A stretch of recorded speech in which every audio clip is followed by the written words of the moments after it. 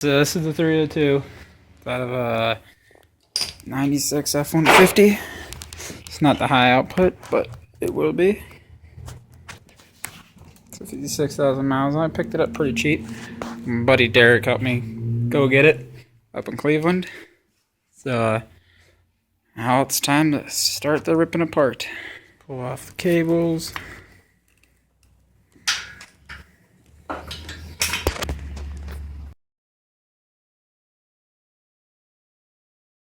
Oh, we got the intake off. Or the Plentium, I think that's what it's called. And now we're down to this. Got the valve covers off. I'm going to be getting new ones of those. The fuel rail off. I'm going to take the exhaust manifold off. Both of them. And then we're going to take the intake off.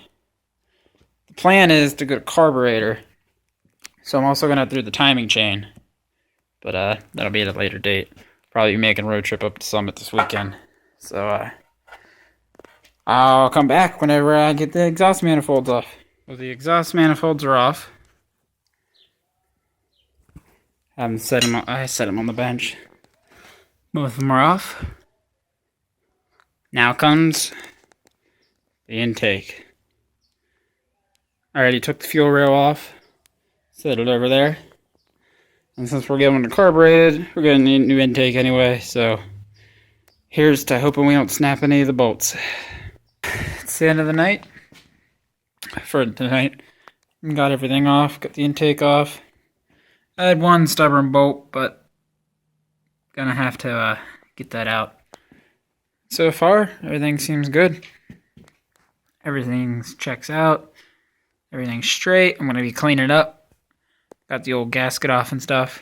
So, all the parts are pretty much jumbled everywhere. So, I'm going to get in carburetor intake this weekend.